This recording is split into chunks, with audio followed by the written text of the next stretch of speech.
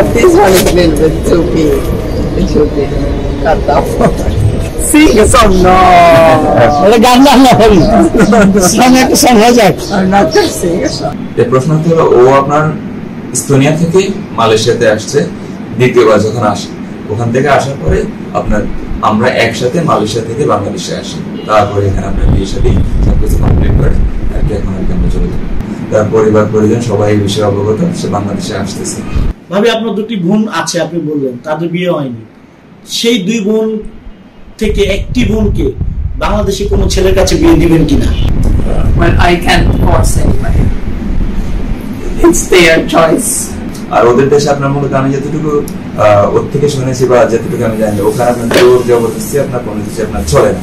আমি আমাদের ক্ষেত্রে বলতে পারি, আমাদের মনে করেন যে আপনার একদম সমস্ত জিনিস আপনার মনে করেন যে আইন কানুন সবকিছু মিলিয়ে বিয়ে সাথে হয়েছে, এবং আমাদের যে রাষ্ট্রীয় আইন আনুক কিংবা আপনার সামাজিক যে নিয়ম কানুন এগুলো দিয়ে হয়েছে, এবং আমাদের মনে হয় এখানে কোনো কন্ট্রাক্ট বা কোনো কিছু নেই। যদি জিজ্ঞেস করতে পারেন যে এই ধরনের আমাদের ভিতরে কোনো কন্ট্রাক্ট আছে কিনা। Forever. What kind of contract do you need? No, we don't have any contract. We are doing the foreverness. সারা জীবনের জন্য আমরা আমাদের বিয়েটা করেছি, এটা হলো আমাদের, আমরা এখানে নো কন্ট্রাক্ট সাইন এনেছি। আমরা তো আপনার এখানে যখন আসি বিয়ে সাথে করি, প্রথমত আমাদের প্রথম কাজগুলো আপনার অফিসিয়ালি আমরা কাজগুলো সারি, তারপরে আপনার মনে করেন যে বাসায় আমরা অনুষ্ঠানটা করি। যখন আমরা বাসায় অনুষ্ঠান করি তখন ওর মার সাথে আমার সাথে আপনার ভিডিও কলে কথা হয়েছে আপনার, আর সবাই তো মোটামুটি ওখানে ব্যস্ত, ওর মাই শুধু আপনার মনে করেন যে আপনার ফ্ল্যাটেতে আমার সাথে আপনার মনে করেন ভিডিও করে কথা বলছে, আর সবকিছুই মোটামুটি ঠিক আছে। প্রথমে যখন আমরা আপনার সম্পর্ক যখন ওর ফ্যামিলিকে জানানো হয়, তখনই ওরা শুরুতে বলছিল যে আমাকে ওখানে চলে যেতে, ওইটা আপনার বিয়ের পূর্বে যে ওখানে চলে যাওয়ার জন্য। পরবর্তীতে আমরা বিয়ে শাদী করার সিদ্ধান্ত নেই, সবকিছু ওদের থেকে আপনার কোনো নাম নেই, কোনো কিছু নেই, ওরা আপনার সবকিছু ঠিক আছে। পরবর্তীতে আমরা এখানে আসি, বিয়ে শাদী করি। এখানে আসার পরে আপনি যে বড় কথাটুকু বললেন যে আপনারা যে টোকায় বা কিংবা হ্যাঁ, আমি যদি একা বাইরে যাই তাহলে আপনার আমার ওই শিকারটা হতে হয় না, কিন্তু যখন আমি সাথে ওকে নিয়ে যাই একটু নট মাছ, অত বেশি না, তারপর আপনার মধ্যে হচ্ছে যেহেতু মনে করেন যে ওরা স্কিনের দিক থেকে আমাদের থেকে আলাদা, এই কারণে আপনার একটু ওকে গিয়ে ঘেরাও দিয়ে ধরে ইয়ে করে, এটা স্বাভাবিক। ইভেন কি আপনার যদি আমরা গাড়িতেও থাকি তাহলে আপনার মনে করেন একটু আমরা মেনে নিচ্ছি বা মেনে নিতেছি যে এটা যেখানকার কালচার, আমরা ওইভাবে এটা কি হচ্ছে, এটা আমাদের তো মনে করেন এটা ফিক্স করার ক্ষমতা আমাদের নেই, আমরা কমপ্লেনও দিচ্ছি না যে আপনার এটা হচ্ছে, এটা আমরা এটার সম্মুখীন হচ্ছি। কিছু কিছু মানুষ এসে আপনাদেরকে যখন বিরক্ত করে, ভিক্ষুক যারা আছে বিরক্ত করে, তো সেই মুভমেন্টটা আপনি কিভাবে হ্যান্ডেল করেন? বিশেষ করে কম হোক আর বেশ হোক আপনার দিয়ে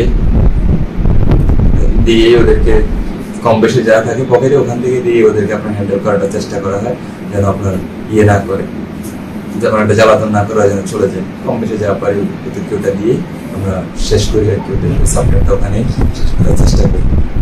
আমার ঘর যেন থাকার কোনো চিন্তা ভাবনা ছিল না। আমি আপনার মনে করেন যে ওরা যখন বলছিল যে ওখানে যাওয়ার জন্য, আপনি তো এটা হলো আপনার নর্মালি একটা জিনিস কি, যেমন মনে করেন আমরা যারা বাংলাদেশে আছি, আপনার চাইলে যে আমরা মনে করেন যে ইউরোপে আমেরিকাতে আপনার যে পাড়ি জমানো বা চলে যাওয়া, বা মনে করেন আমরা যারা মধ্যবিত্ত ফ্যামিলি যারা আমরা আছি, আমরা তো চাইলেই মনে করেন ওদের দেশে চলে যাওয়াটা সম্ভব না, বা আমাদের যে পাসপোর্টের যে আপনার মনে করেন একটা ক্ষমতা, ওই ক্ষমতা দিয়ে মনে করেন আমরা চাইলে চলে যাওয়া যায় না। তার পক্ষে এই কারণে আমার পক্ষে আপনার মনে করেন যাওয়ার সাথে সাথে আমার ওখানে আপনার যাওয়াটা হয় না, এই কারণে আমরা মনে করেন যে দেরি হয়েছে, বা এখন আপনার ইন ফিউচারে ওখানে যাওয়ার জন্য চেষ্টা চলতেছে সবকিছু। আর ওর পরিবার থেকে আপনার কোনো না নেই, প্রথমত অবস্থা ওর পরিবারের ভিডিওতে আমাকে দেখে নেই, হয়তো একটু মনে করেন যে কি বলে এটাকে, যে একটু সামনাসামনি দেখা আর এখন মোবাইলে দেখা এর ভিতরে একটু তফাৎ। তখন ও যখন আসতে চেয়েছিল তখন একটু মোটামুটি আপনার কি বলে ভয় একটু কাজই করছিল, যে বাংলাদেশে যাবি, ওখানকার চেনে না জানে না এই দেশটা। তারপর আসছে, সবকিছু ঠিক আছে, এখন সবকিছু নর্মালি হয়ে গেছে, যখন 2 মাস হয়ে গেছে বাংলাদেশে আছে, সবকিছু ঠিক, কোনো আপনার সমস্যা নেই। এখন আপনার মনে করেন আর ওই ধরনের কোনো আমার প্রশ্নের সম্মুখীন হতে হচ্ছে না যে এখানে কোনো সমস্যা হচ্ছে কিনা বা কোনো সমস্যা হবে কিনা, এখন আর আপনার আমার এগুলোর সম্মুখীন হতে হচ্ছে। এই প্রশ্ন হলো ও আপনার এস্তোনিয়া থেকে মালয়েশিয়াতে আসছে দ্বিতীয়বার যখন আসে, ওখান থেকে আসার পরে আপনার আমরা একসাথে মালয়েশিয়া থেকে বাংলাদেশে আসি, তারপরে এখানে আপনার বিয়ে শাদী সবকিছু কমপ্লিট করে আর কি এখন আর কি আমরা চলে যাই। তার পরিবার পরিজন সবাই এই বিষয়ে অবগত, সে বাংলাদেশে আসতেছে। এবং ওখান থেকে আপনার মালয়েশিয়া থেকে চলে যাওয়ার একটা ডেট ছিল মে মাসের 17 তারিখ। তো মে মাসের 17 তারিখে ও আর আপনার মালয়েশিয়া থেকে আপনার স্থানীয়তে ব্যাগ যায় নাই। মে মাসের 23 তারিখে আমরা একসাথে বাংলাদেশে আসছি, ওটা সবাই অবগত।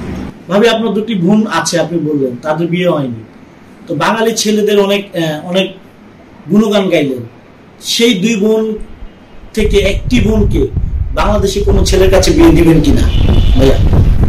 They're asking like you would like so much in Malaysia. I mean like me, okay.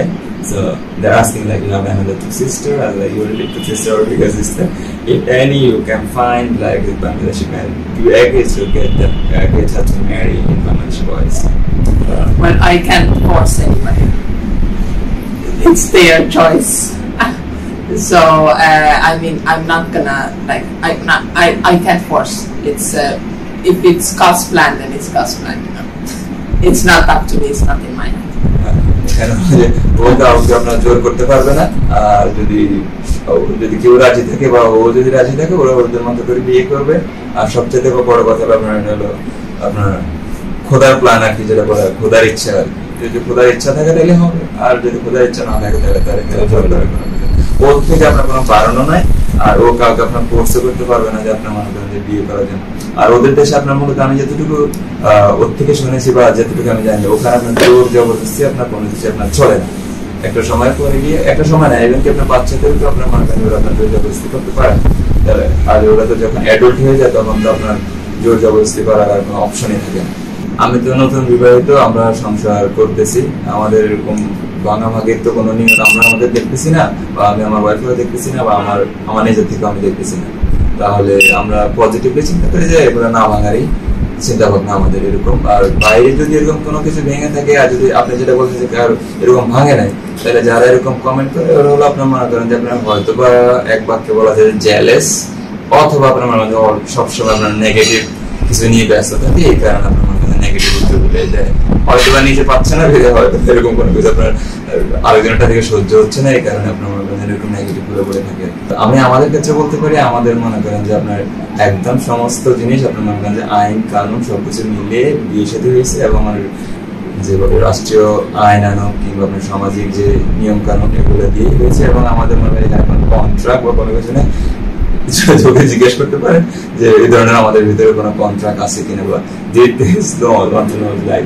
we have like any contract about our marriage or something like that, because there's no like a lot of people are doing the marriage contract in Europe, something like that. So some of people are commenting the videos or the social media, so yes, they're asking like, do we have like paper for the marriage? Yes, yeah. Or yeah, we have a paper because we got married in here. Yeah. We contract. We have a picture of. No. There is like a contract marriage. They were talking about the contract marriage. We are doing the contract marriage, or we are doing the marriage is forever? Forever. Okay. What kind of contract do you need? No, we don't have any contract. We are doing the forever. Forever means সারা জীবনের জন্য আমরা আমাদের বিয়েটা করেছি, এটা হলো আমাদের। আমরা এখানে no contract sign anything.